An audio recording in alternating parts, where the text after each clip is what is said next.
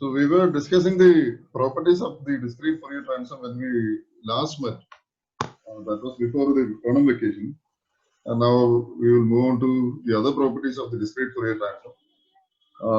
We will have a tutorial session sometime later, but let me discuss all the properties initially, and then we will later move on to solving some numerical problems using the properties of the discrete Fourier transform.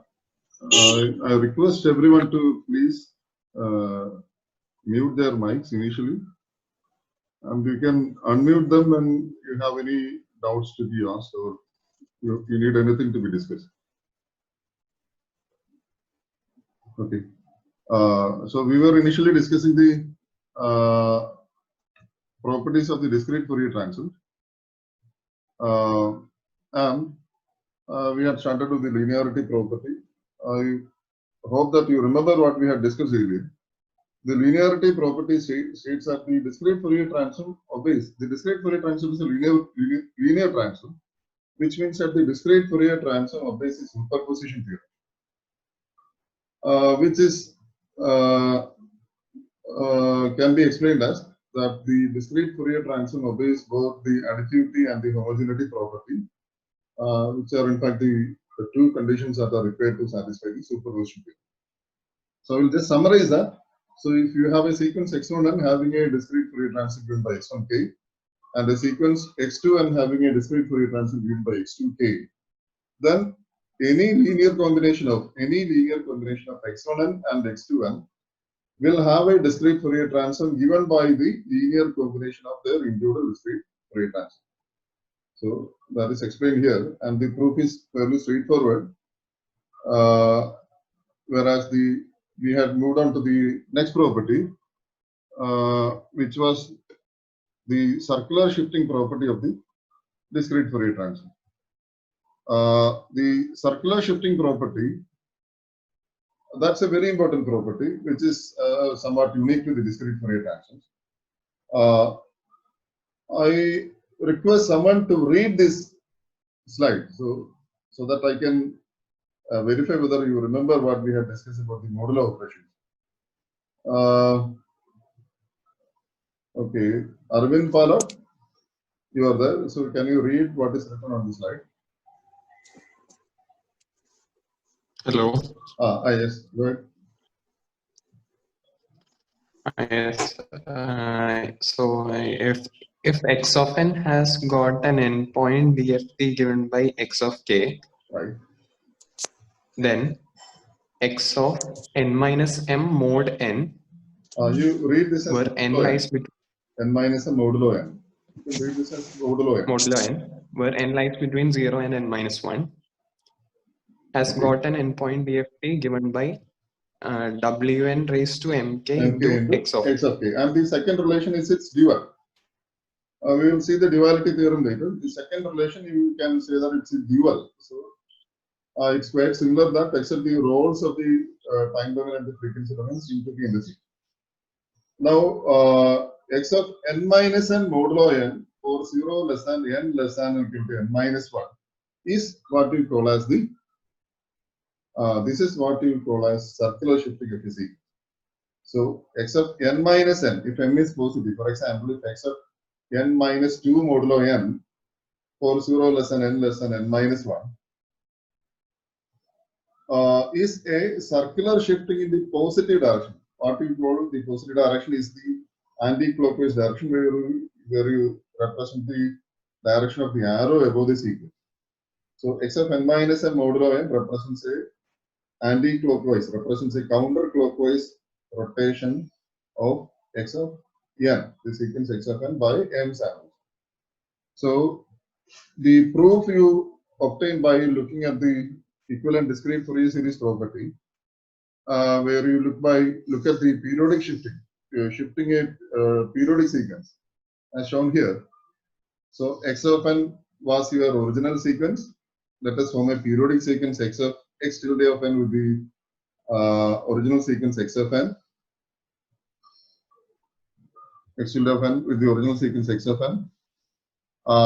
And then here we have a sequence x1 tilde of n given by x tilde of n plus 2, x tilde of n plus 2. So which means this sequence, this periodic sequence that we have is now shifted by 2 samples to the left. See, the sequence is now shifted by 2 samples to the left. This peak is now appearing at minus 2. Basil Shah, can you please mute your mic? So x tilde of n is shifted by 2 samples to the left. X tilde of n is shifted by 2 samples to the left.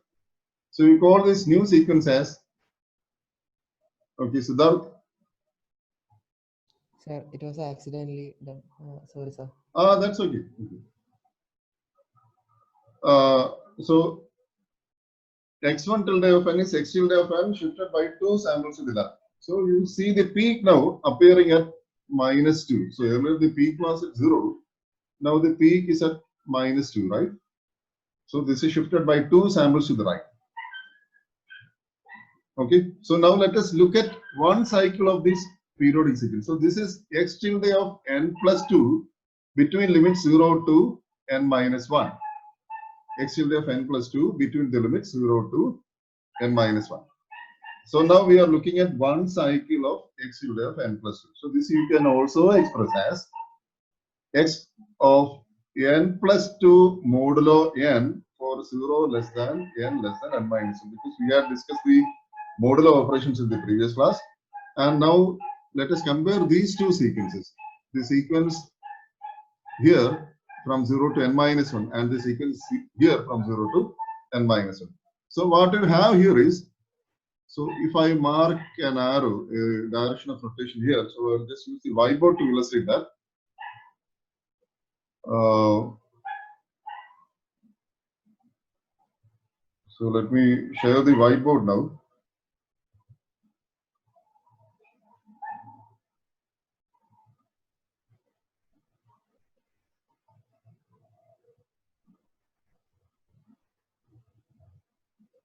So let us look at the sequence 6, 2, 4, 5, and this is my sequence x of n. This is my sequence x of n. Now I am going to circularly shift the sequence by 2 samples to the left. By 2 samples to the left. So like this. So now circular shifting of this sequence by 2 samples to the left can be expressed as x of n plus 2. So I'm shifting in the negative direction. X of n plus 2 modulo 4. So here n is equal to 4. So x of n plus 2 modulo 4 for 0 less than or equal to n less than or equal to 3. So n minus 1 is equal to 3. So this you can get by, you circularly shift in the negative direction, because you are now shifting in the negative direction. So circularly shift in the negative direction like this. So you move this here. So now if you move this by 1, so this would be now 2, 2.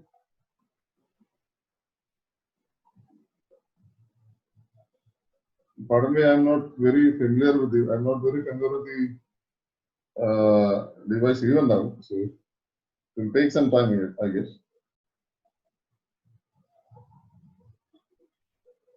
So if I move this by 1 sample to the left, so this would be now 2, 4, 5, 6.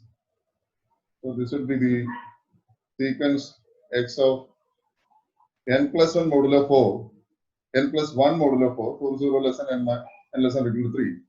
And if I move this again, if I rotate this again, then the new sequence would be 4, 5, 6, 2.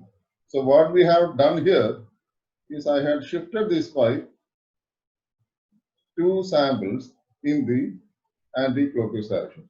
So this is the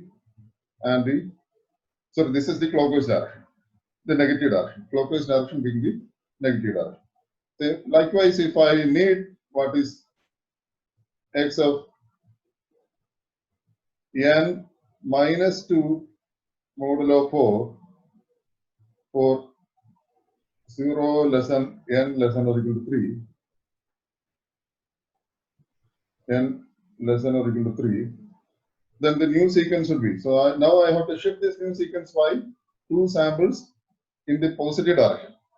So here I am going to shift this in the positive direction. So 5 will come here initially.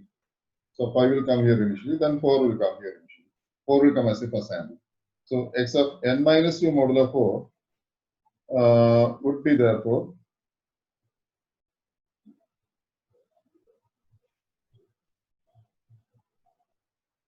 4, 5. So if I move this by one sample to the right, so if I have x of n minus 1 modulo 4, then I have to shift 5 to the beginning. So that would be the first sequence would be therefore 5, that is x of n minus 1 modulo 4. 5, 6, 2, 4. Then if I shift this again, that would be 4, 5, 6, 2. So in this case, you have ended up with the same sequence. So here you have ended up with the same sequence, right? So this is shifting in the positive direction. So this is circular shifting in the positive direction. So now let us move again back to the PowerPoint presentation.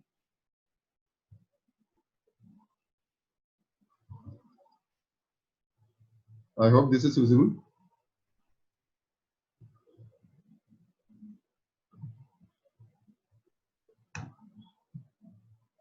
So the next property was the duality theorem.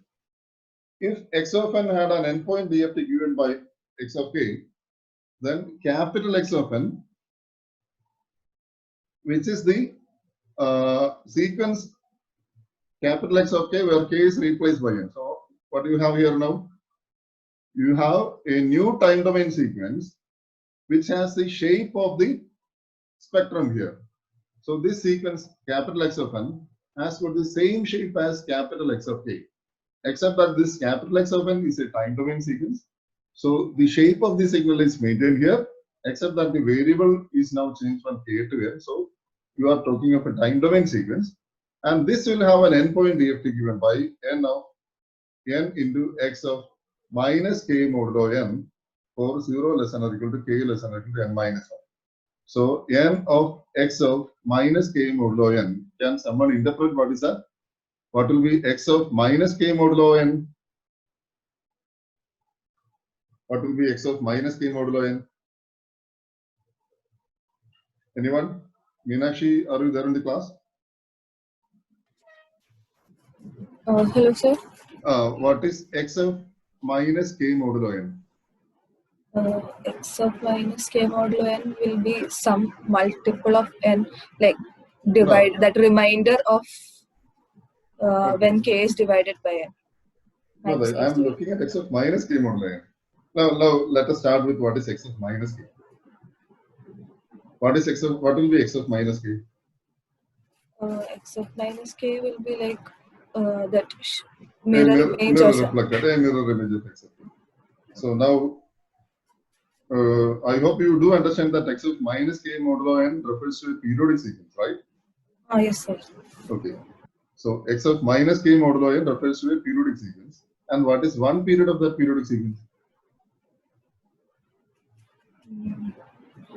One period will be n some. We will again move to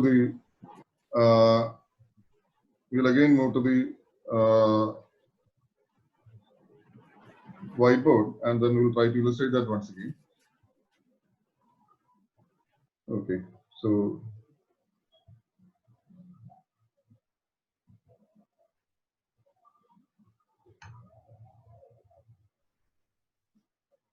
let us assume that I have a sequence here. So I need x of, let's say, x of, sorry,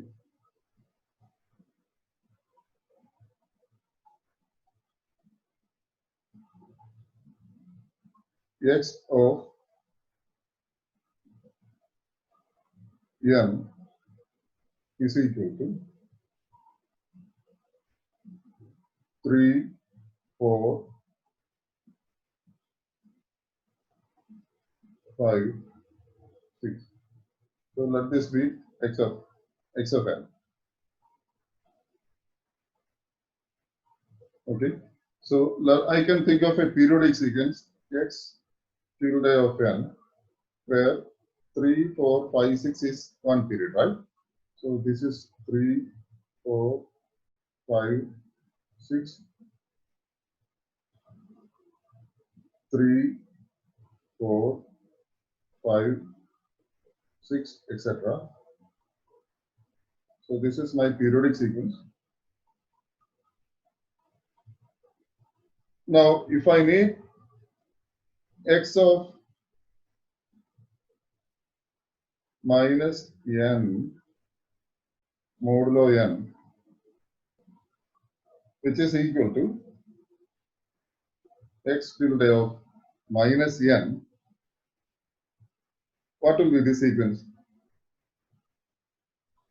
What will be the sequence? So let me assume that this is the index 0.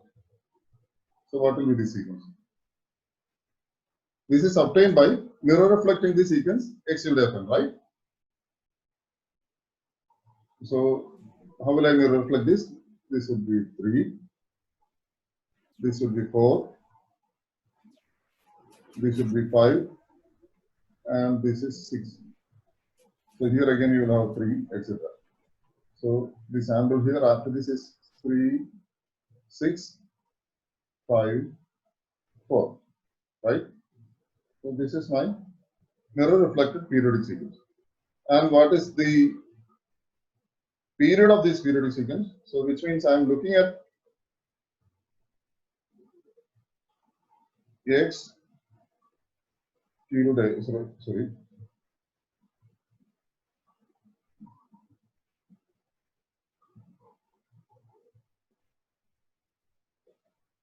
So I am looking at the sequence x of minus n modulo n for 0 less than or equal to n less than or equal to n minus 1. So this sequence would be, so I am looking at only one period of this sequence. So one period of that sequence would be, Meenakshi, now please tell me what is one period of this sequence? That will be 6, 5, 4. No, where is the origin? Where is the 0 Oh, sample? okay, sorry. 3, 3, 3, 6, 5, 6, 4. 5, 4. 4. 4. Right. 3, 6, 5, 4. Now, please see how this sequence can be directly obtained from the sequence here. See, 3, 4, 5, 6, and this is now 3, 6, 5. So, what you only need to write in the first sample, then write the last sample as the second sample, write the last but one sample as the third sample. Then likewise write the second sample as the last sample. This is how you mirror reflect or circularly reflect a sequence. So this reflection you call as a circular reflection. So 3, the first sample is retained. The last sample is now retained as written as the second sample. Last but one sample is written as the third sample. Last but third sample is now written as the fourth sample, etc. Likewise. So it continues. So any sequence can be therefore mirror reflected. So let me look at another example and then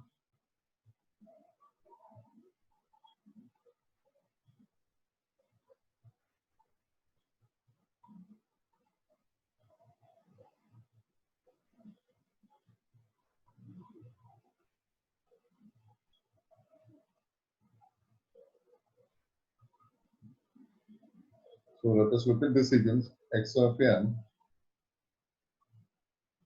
is equal to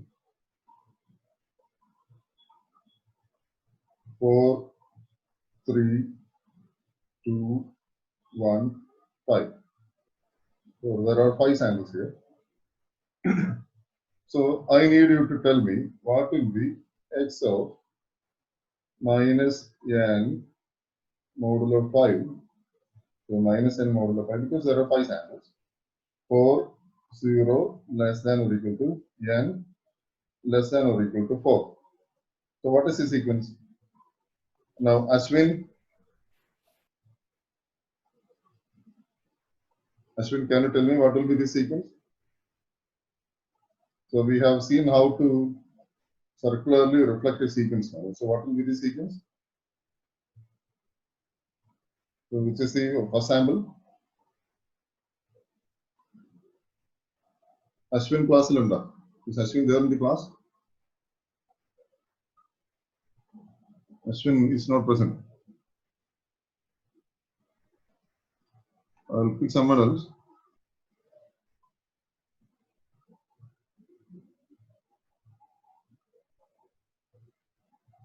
Arjun Vishwanath.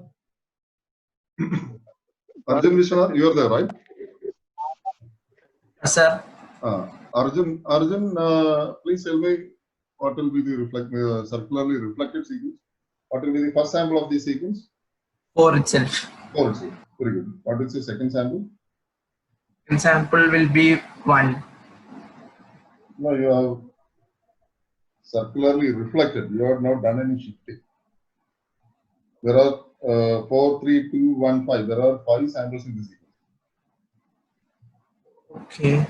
How was this obtained? So this was obtained. I'll just do that once again. So the sequence was 4, 3, 2, 1, 5. So if I form a periodic sequence, this would be 4, 3, 2, 1, 5. So likewise it goes. So this is my periodic sequence. This is the periodic sequence x tilde f n, right? So Yes, this is sir. x tilde f n. So this is x tilde of n. Now,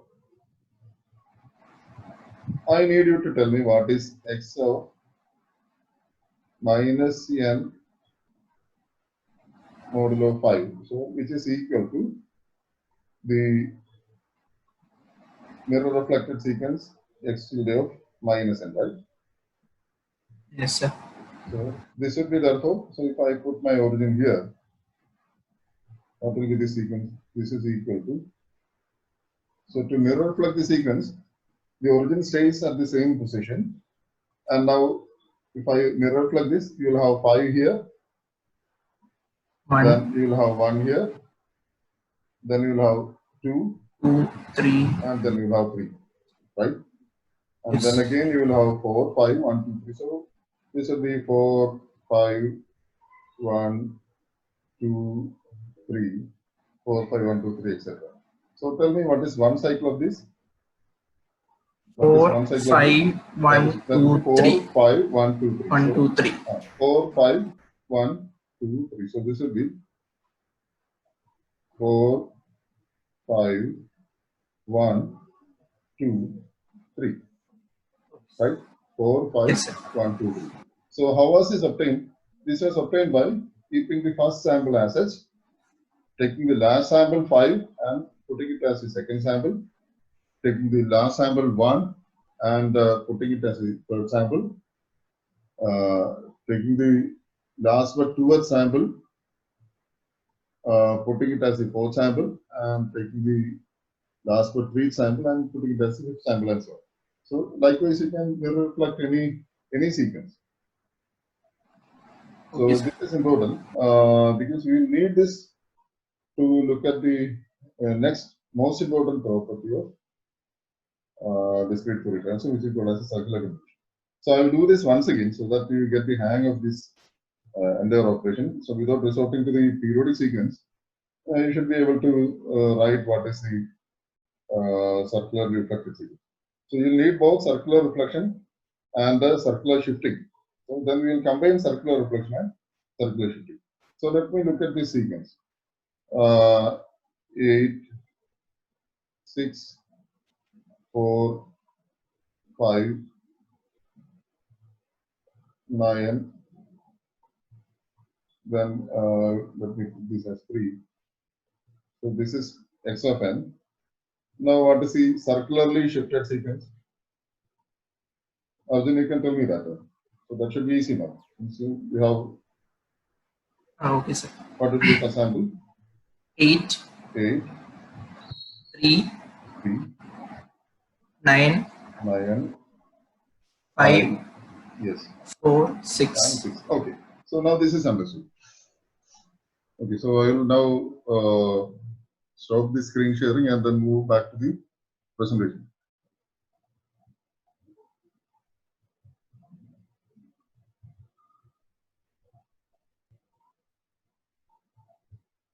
So we were discussing the duality theorem. So the duality theorem states that x of n, that is capital X of n, will have a n point DFT given by n into. Now someone please read this out. Lakshmi, you are there. So please read this out. Sir, I'm there. Okay. The duality. So you perform endpoint DFT on x of n, you get x of k. Okay. Then endpoint DFT on x of n gives Capital X n of n. So times we will read this as capital X of n. capital X of n. Endpoint DFT on capital X of n will give you n times x of n modular minus k. No. Read this as minus k modulo n. Minus k X of modular minus k modulo n. x of minus k modular n such that k This lies operation is between called modulo. modulo. Modulo. Modulo n. N times n modular x of minus k modulo n, Okay. provided k lies between. No, it's you just read this as you don't have this statement provided there. Okay. You cannot use the word provided there. It Okay. has to be K lies mandatory. between. So for 0 less than k less than n minus 1. You N can minus just read this as 0 less than k less than n minus 1. If you put in other words, maybe the meaning will be. The proof is very straightforward. From the synthesis equation, for the synthesis discrete Fourier series equation, you can write n into x tilde of n into x tilde of n. So here, n into x tilde of n is equal to sigma k equal to 0 to n minus 1 x tilde of k w raised to minus n. So you remember the synthesis equation as x tilde of n is equal to 1 by n into this expression. So I will just cross multiply and put n x tilde of n. So now if I put k is equal to n1 and n is equal to minus k1, so I am going to introduce two dummy variables. So instead of k, I am going to use a dummy variable n1, and instead of n, I am going to use a dummy variable minus k1. I could have just interchanged, but in order to avoid the confusion when you interchange n and k, I have chosen to introduce two dummy variables n1 and k1. So this will make n x tilde of minus k1, which is equal to sigma n equal to 0 to n minus 1 x tilde of n1 w raised to. So here n becomes k minus k1 and the k becomes n1. So this becomes w raised to n1 k1. See, n x tilde of minus k1 is equal to sigma n equal to 0 to n minus 1 x tilde of n1 w raised to n1 k1.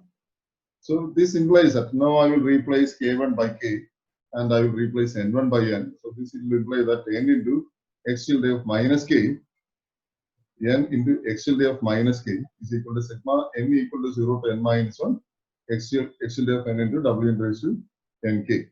So what does this indicate? So I have a relationship here. Okay, I have something here. So what does this relationship indicate? I want someone to interpret this. This is a very familiar relationship. What we are calculating here is the discrete Fourier series of some sequence. Now what is that sequence? I am computing the discrete Fourier series of x tilde of n, right? If you look at the right hand side of this equation, this is the discrete Fourier series of x tilde of n. Do you understand this?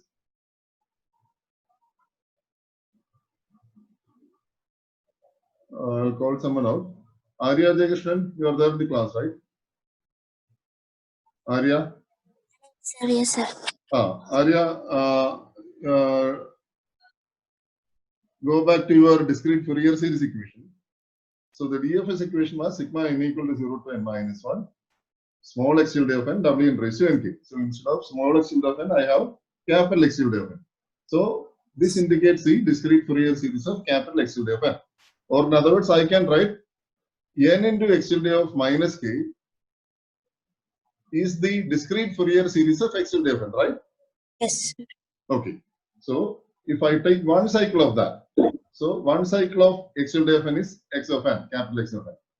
One cycle of x tilde of n is capital X of n. And one cycle of n x tilde of minus k is represented as n into x of minus k modulo n for 0 less than k less than n minus n. I hope this is understood. So now we will illustrate this using a using this example. So this is taken from your textbook. I have forgotten to include the reference here, but the textbook is the discrete time signal processing by Oppenheimer and Schafer. So I have that textbook with me right now. I believe that it's the second edition, whereas your reference textbook would be maybe the third or fourth edition. Anyhow, the theory remains the same. So this is your x of n, and these two pairs of sequences form your x of k. So this is x of n, and this is the real part of x of k, and this is the imaginary part of x of k. So what do you mean by this? X of k is the real part of x of k plus j into imaginary part of x of k. So understand that x of k is a complex sequence. X of k is a complex sequence because you have that complex exponential within the summation. So x of k is a complex sequence. So real part of x of k is the sequence that that is the real part of the sequence x of k. This is the imaginary part of x of k. So you also see that these lines are the samples of x of e power j omega. The lines are the samples of x of e power j omega. So you had your discrete Fourier series, you have your discrete Fourier transform as the samples of x of e power j omega at omega k, where omega k was equal to 2 pi by n into k varying from 0 to n minus 1. So in this case, there are how many samples are there? The sequence has got 11 samples from 0 to 10. The sequence has 11 samples from 0 to 10. So the samples are separated by 2 pi by 11. So these two samples are separated by 2 pi by 11. Okay. Sorry, you have nine samples here. The samples are separated by 2 pi by 10. So the samples 0, 1, 2, 3, etc. Up to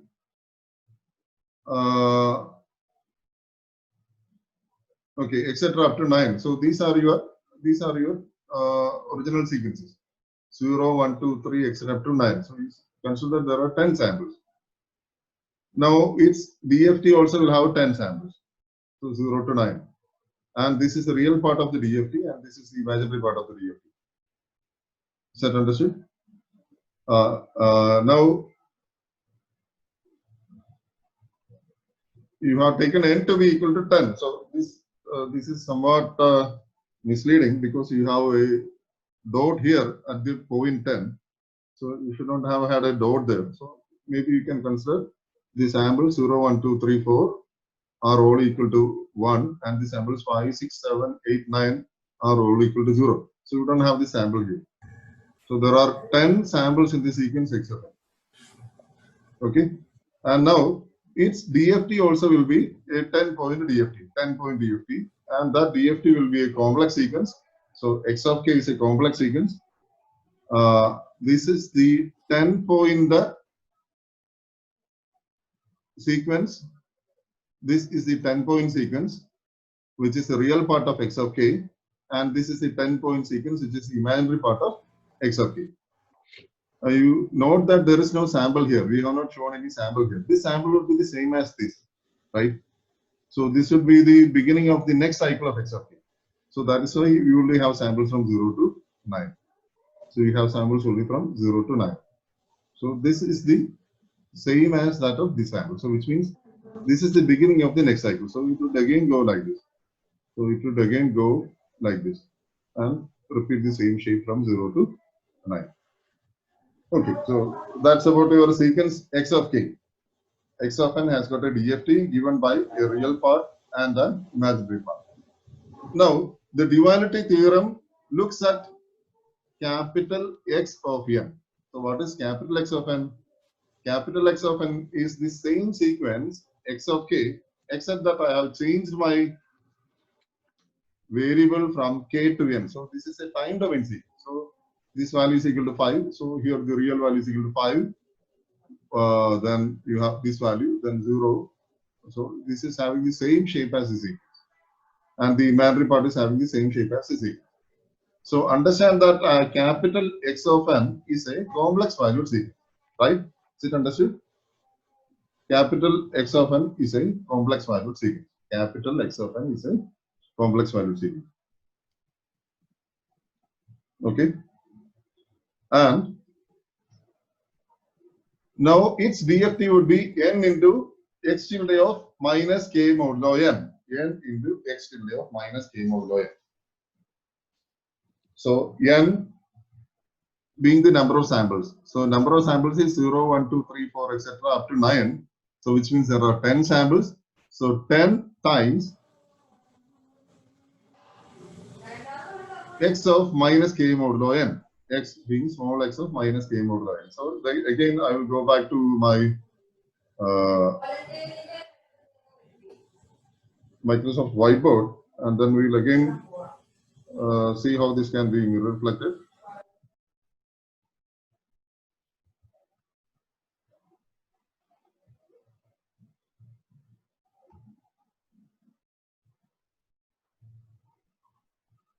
So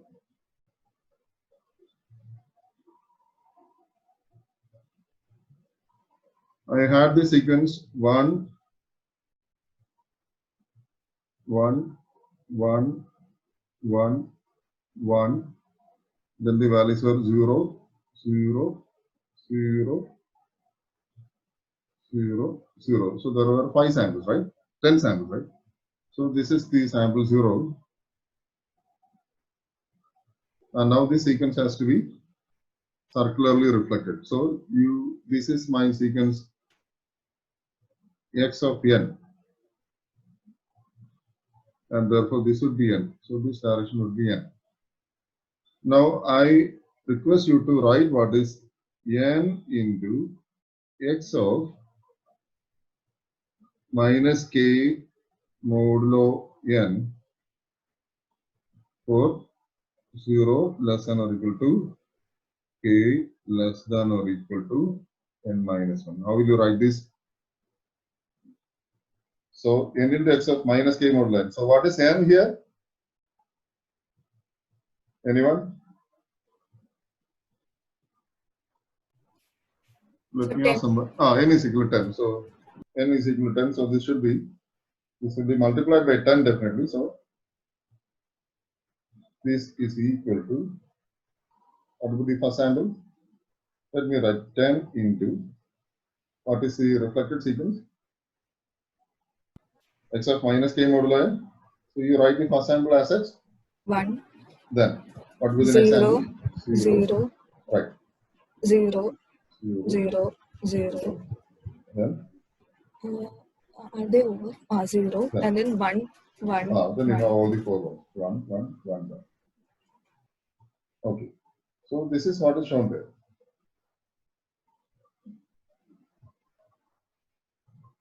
Okay. So let us again go back to the presentation.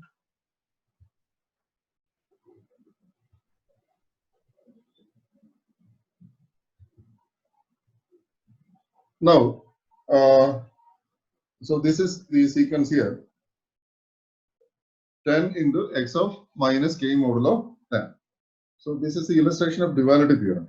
So you might have come across a very interesting result here. The result being that you have a complex sequence. X of n is a complex sequence. The time domain sequence is a complex sequence. See? Now here in the original case, the time domain sequence was a real sequence. Now when you look at the dual, the time domain sequence was a complex sequence. So I have told you that the discrete sequence results from digitizing your signal. The discrete sequence results from digitizing your real world signal. So examples of real world signals are speech, maybe image, video, etc. So all those are real valued signals. So when you digitize these, you will get a sequence of numbers. So you can apply any number processing theory to a sequence of numbers. So that is the simplicity of digital signal processing. You are free to apply any number processing theory. So there is no restriction that the sequence has to be a real valued sequence. You can even have a complex valued sequence, and then you can apply your number processing theory to the complex valued sequence. So now here we have looked at a complex valued sequence. Later we will see why this is important. A complex valued sequence. So you have a real part for the complex valued time domain sequence and an imaginary part for the complex valued time domain sequence. So which means if you have, let's say, for example, if you have 8 samples, you have 8 complex samples, then you will need 8 locations to store the real part of the 8 complex samples, and then you will also require 8 locations. By locations, I mean memory locations. So you'll also need 8 memory locations to store the imaginary part of the complex valued sequence. So if you have a complex sequence having 8 samples, say for example 5 plus 3j, 4 plus 2j, 7 plus 15j, etc. I have 8 complex valued sequences. Then I will require 8 memory locations to store the real part and 8 memory locations to store the real part. So now please tell me, how many locations will be required to store the sequence x of n which has got a length equal to n? It's a very simple question. X of n can be a complex valued sequence. So in general, x of n is a complex valued sequence. So x of n has got n samples. How many locations, how many memory locations will be required to store the complex valued sequence? So 2n. 2n, right. Obviously, it's 2n. Now, this is a very important observation because you will need this observation to simplify certain algorithms. So it is very evident that your DSP algorithm, so if you are going to handle an n-point input sequence, then you should be prepared to have 2n memory locations to store the n-point input sequence. Now, suppose if the input sequence was a real sequence, then what will be happening is you will not be using the imaginary part, you will be using only the real part. So the imaginary part cannot be used because all those sequences, for example, 4 is 4 plus 0j, 8 is 8 plus 0j, 9 is 9 plus 0j, 15 is 15 plus 0j, etc. So which means you have to store 0 where you have the imaginary part. So in general, you have to have a 2n memory location. You have to have 2n memory locations to store the n-point complex sequence. Is that understood? Now, it does not seem very efficient because even when the complex part, even when the imaginary part is 0, you need to have a 0 stored there. So this does not seem to be very efficient. Later, we will also look at certain algorithms, certain methods which exploit the fact that this imaginary part is now left free when you have a real sequence as the input sequence. Okay, so we will move on to the next property. The next property is the symmetry property. In fact, there are several symmetry properties. I will look only at the first symmetry property, and then I will ask you to prove the symmetry properties from 2 to 13. So it's very easily done. Let us look at the first symmetry property. X star of n, you read this as complex conjugate of x of n. So x star of n represents the complex conjugate of x of n. It has got an endpoint DFT given by x star of minus k modulo n, which is the complex conjugate of x of minus k modulo n between limits 0 and n minus 1. So x star of n has got an endpoint DFT given by x star of minus k modulo n for 0 less than k less than n minus 1.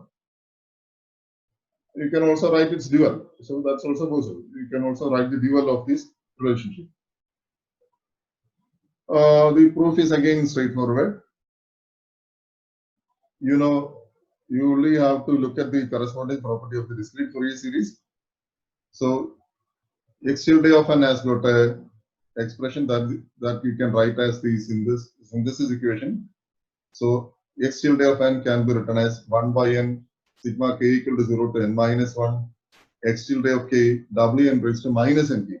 So now you are going to take a conjugate of that.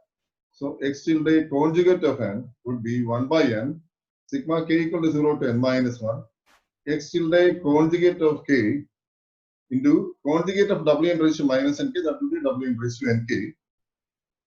Right? Now, this you can write as, if I replace k by minus k1, this you can write as 1 by n.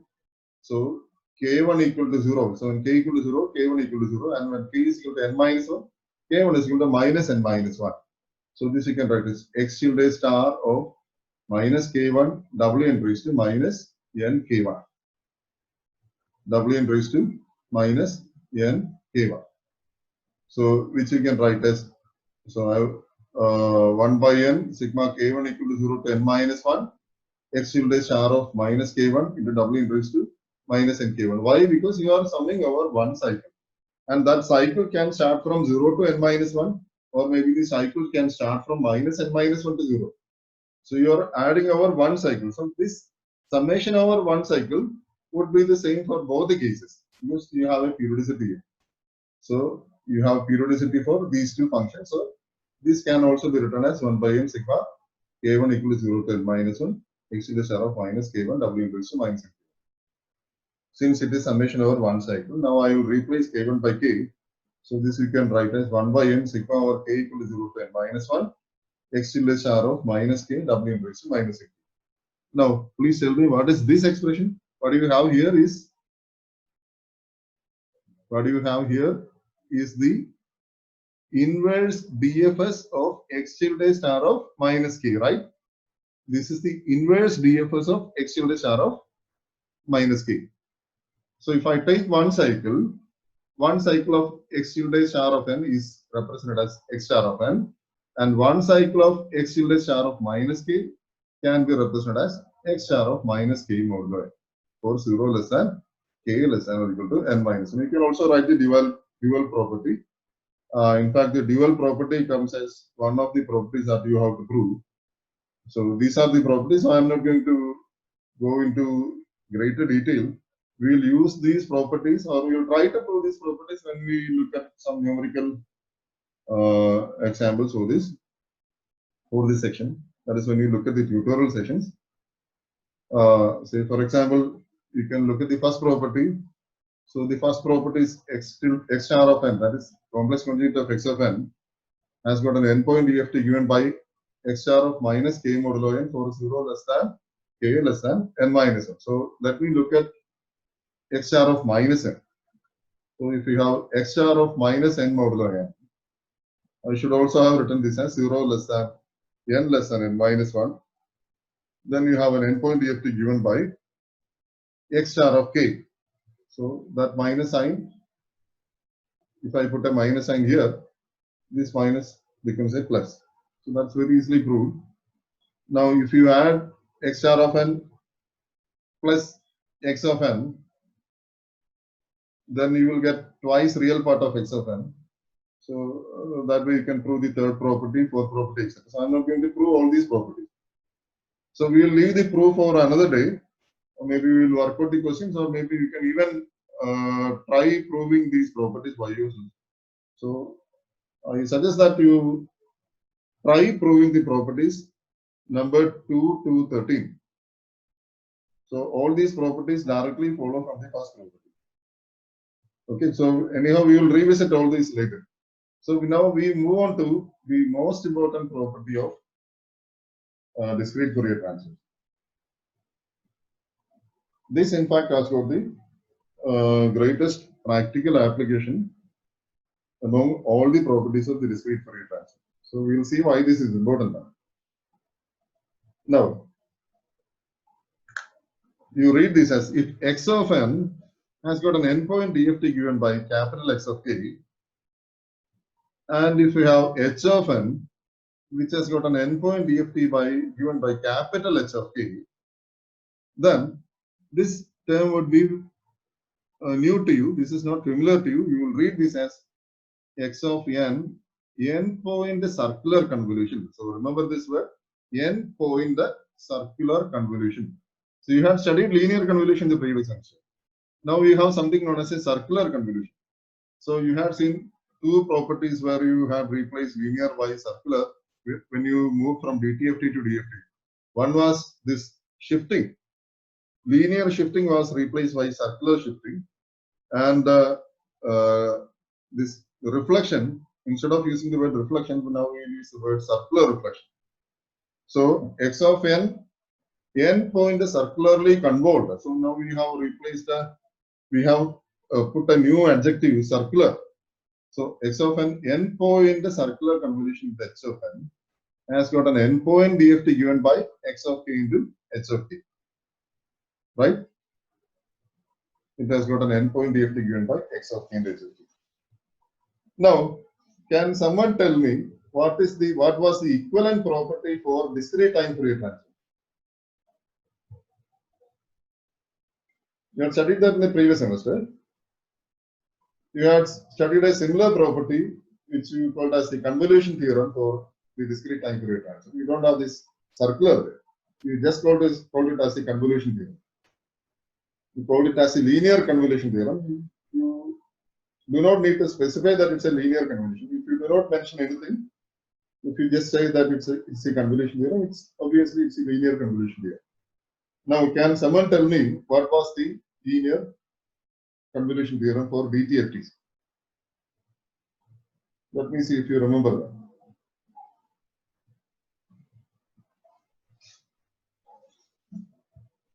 Okay. Can anyone tell me what was the equivalent theorem for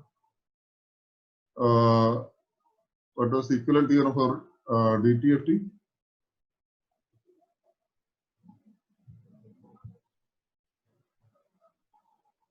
Are you seeing the whiteboard now?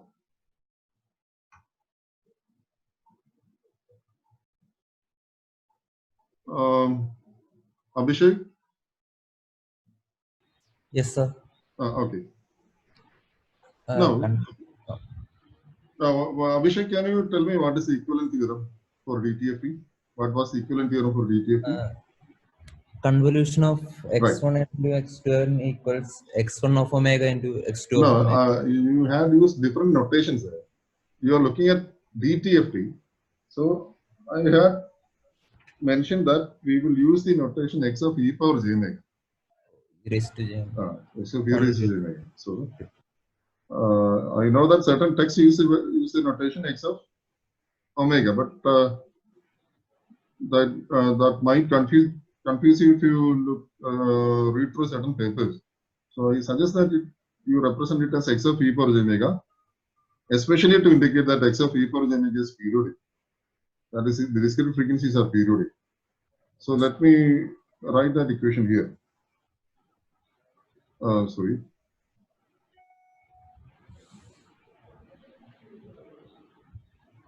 So x of n convolved with h of n was equal to x of e power j omega into h of e power j omega. X of e power j omega, h of e power j omega. So here, in fact, you are looking at a system here. That system is represented in the time domain by what is known as its impulse response. Do you remember all those? And the frequency domain by what is known as the transfer function, h of e power j omega, or the frequency response. We call this as a frequency response, not the transfer function. And at the input, you have x of m, and at the output, you have x of n had a dTft given by x of e power j omega, and at the output, you have what is known as y of n. So y of n has got a dTft given by y of e power j omega. So this is y of e power j omega. So this is a system representation of the equation. So x of n convolved with h of n is equal to x of e power j omega convolved with h of e power j omega, right? Is it understood? So you have a system here. Now, do you remember all those initial classes where we mentioned why this convolution is important? Because you had, when you studied electronic circuit, you had studied about amplifiers. So when you look at an amplifier, sorry.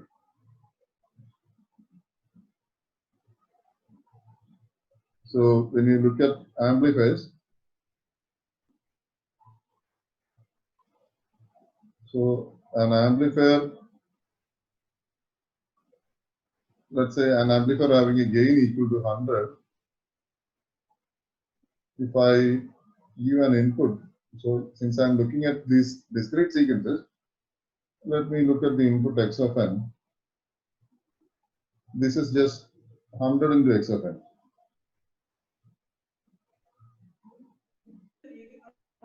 X of n.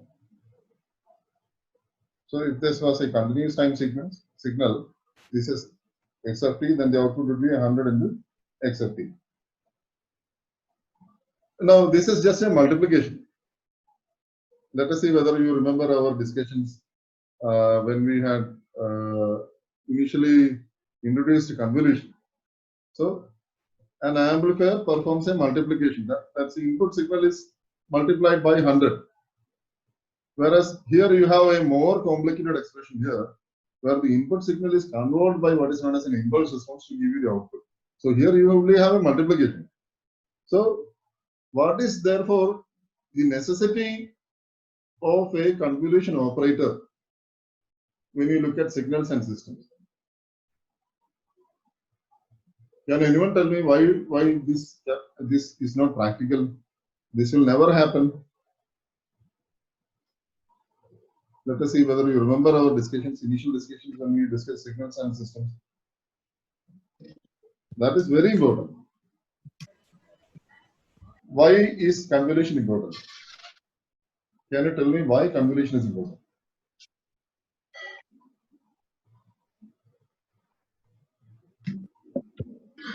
Arvind Pala, the question was, when you can represent a system, when you can represent an amplifier by a multiplier, by a multiplication, why do you need to compute all those frequency responses? You see that when you design an amplifier for a gain 100, the amplifier will not amplify all frequencies with a gain 100. Right? If it was an RC coupled amplifier, the frequency response was a band pass response. You had a lower cutoff frequency and upper cutoff frequency. Whereas if it was a inverting or a non-inverting amplifier, it was a low pass response.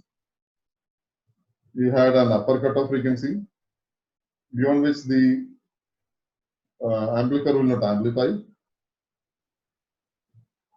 Okay, so why is it that this system that you have here is never going to work?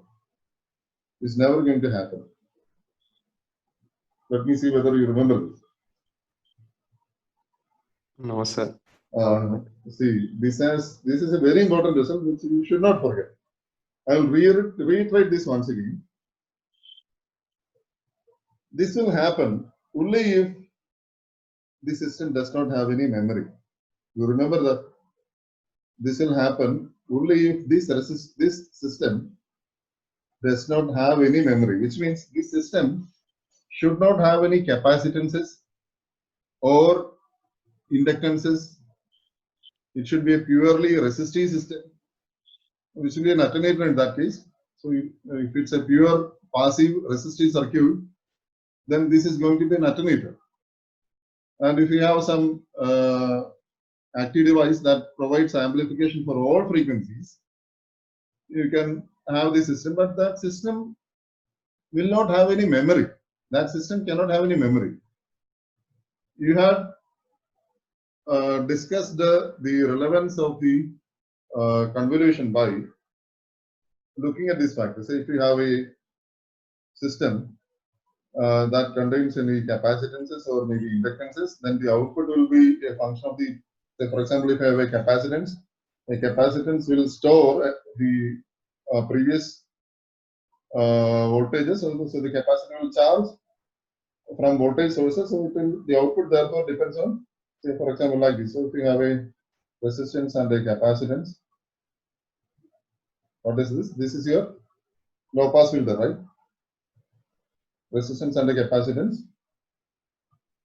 So this capacitance will charge from a voltage source V of t.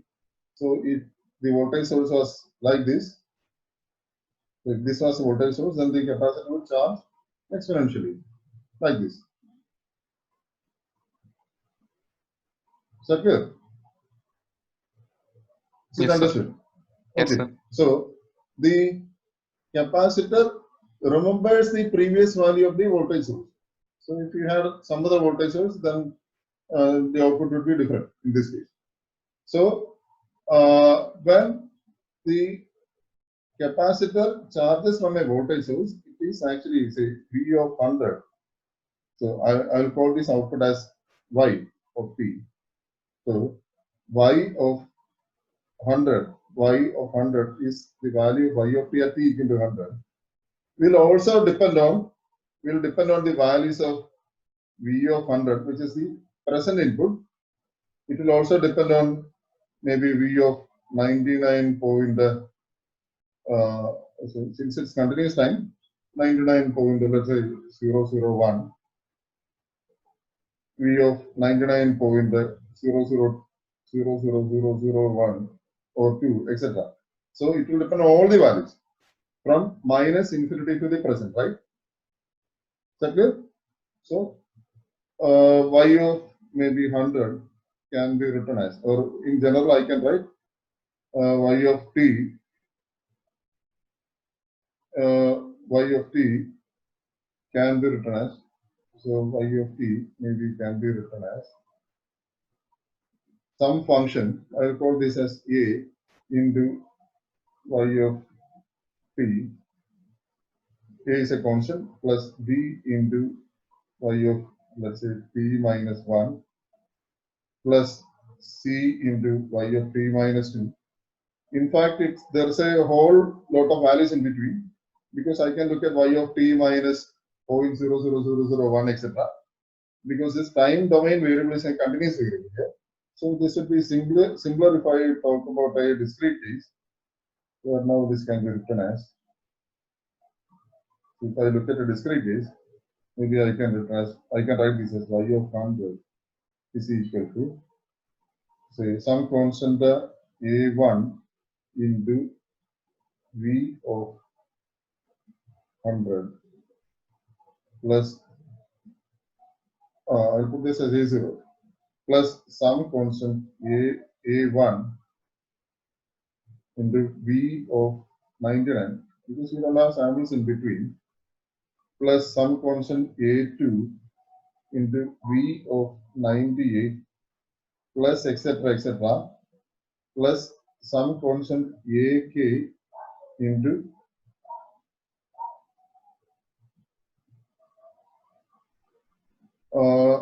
V of 100 plus K, right? V of 100 plus K. So this you can write plus etc. So this goes on up to infinity. So in general, I can write this as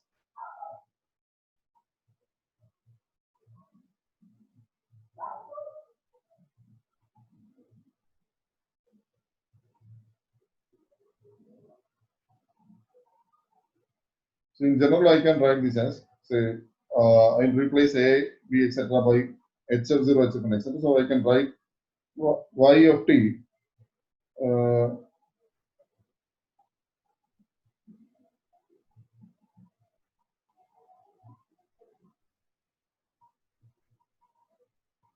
y of t is equal to, so I'll write represent it, so I'll write this in terms of n.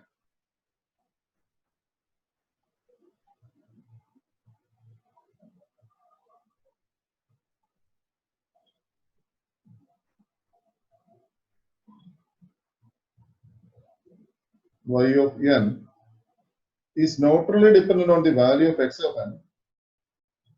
So let me write this as dependent on the value of x of n via a constant which I'm going to call as h of 0. Okay. It will also depend on x of n minus 1 via a constant which I'm going to call as h of 1, plus it will also depend on x of n minus 2 via a constant which I will call as h of 2 plus etc. and go on up to infinity, right? Why? Because the system now remembers. The system has got memory. The system remembers not only the present input, the system also remembers the previous inputs. So x of n minus 1, x of n minus 2, etc. are the previous inputs. So I can summarize this and write this is a summation from sigma what? K equal to 0 to infinity h of k x of n minus k. You understood? H of k x of n minus k. So k equal to 0 to infinity. Why? Because you are looking at a time domain variable and you cannot move forward in time, which means the output y of n can depend only on x of n and its previous values. The output y of n cannot depend on x of n plus 1, x of n plus 2, which are the values that are yet to come. So this depends on only the present input and the previous inputs, present and the previous inputs. Okay. So sigma k equal to 0 to infinity h of k x of n minus k.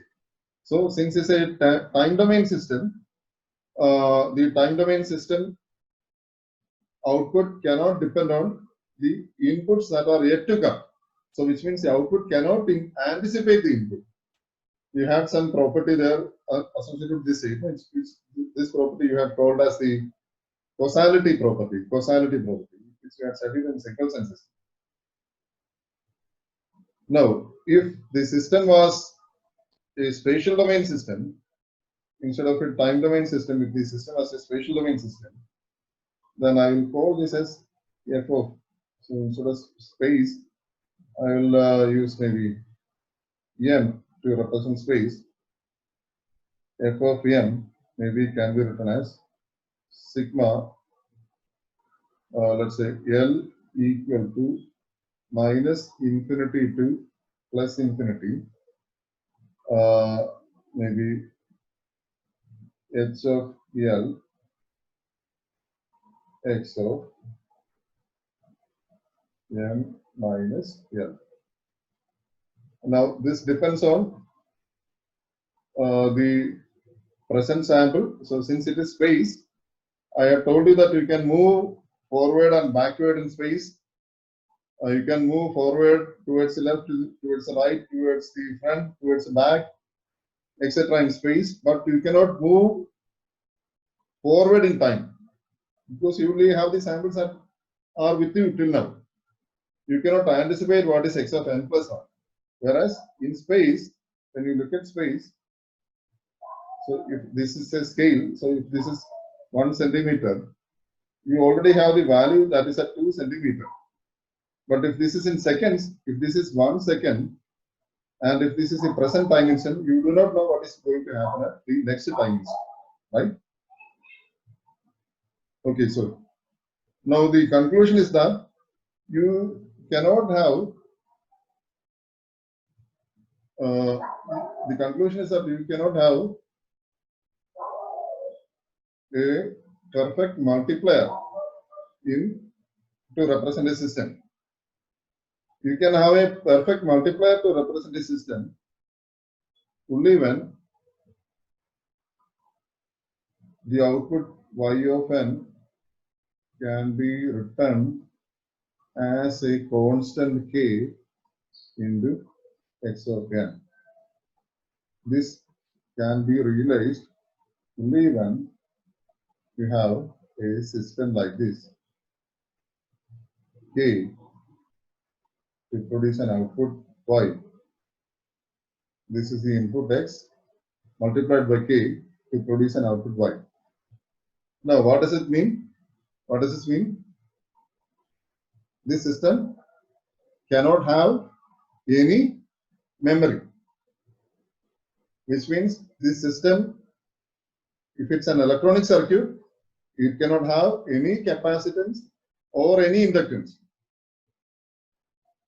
If you are only looking at passive circuits, then this system should consist of only pure resistances. And you do not get pure resistances in the world. Even if you get a resistance from your laboratory, that resistance will start to have inductance at high frequencies. It will have capacitances between tracks, between resistances. So at high frequencies, the behavior of a resistor will be an RLC model. It will not be a pure resistance. Okay. I hope this is understood. Now, therefore, any system that has got a memory, any system that has memory has to be represented by a convolution. Any linear system that has got memory will be represented by a convolution.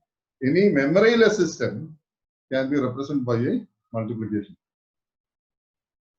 This we had discussed in the previous semester. I need this to be established once again, because because if you do not get the concept of why convolution is actually required, you will not grasp the importance of the next few sessions that we are going to discuss. Okay, so this is very important. In fact, this was totally unplanned, because I had assumed that you would be able to recollect what had been discussed in signals and systems. But unfortunately, it seems that it has been a while, because you seem to have forgotten our initial discussions. So now I will just conclude whatever I have discussed for the last 15 minutes and the last one question. Now I will pick one of you. Lakshmi, why do you require convolution? Why cannot you do with a multiplication instead? Why do you require convolution? Convolution makes calculation simpler. Like in other cases, you have complex mathematical operations like integration and differentiation. But convolution makes it simpler, like into simple operations. No, multiplication is much simpler than convolution. You only need to do a multiplication. Instead of a multiplication, why do you need a convolution to represent the system? The question was very straightforward. There is only one simple answer. There is a very simple answer, which I have discussed right now. Anyone? So, of course, any system will have a memory associated with it. That's right. Any system having a memory will mean that the present output sample or present output will not only depend on the present input, it will also depend on the previous inputs. If you are looking at a time domain system, if you are looking at a spatial system, then the output at a present point will not only depend on the input at the present point, it will also depend on all the inputs around it. Okay. So x of y of t will be a function of x of t and the previous values of x of t. Like for example, x of t minus 1, x of t minus 0.5, etc. And therefore, if a system has to be represented by a multiplier, what should be that system? Meenakshi? So that system has to be like a memoryless system. That system has to be a memoryless system. Now let us assume that that system is an electronic circuit consisting of fully passive elements. What should be that system? You don't have any amplifier, you don't have any semiconductor devices there. You don't have any vacuum tubes there. It's consisting only of passive elements. And now that system can be represented as a multiplication. Then what will be the nature of that system? But then again, it will have memory. There is no system that has zero memory. Because even if you look at pure resistances exist only on paper.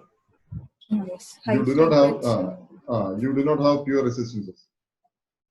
A resistance that you get will have reactive properties at high frequency. Okay, so that is very important. That part has to be individually understood. Otherwise, our following discussion would be useless.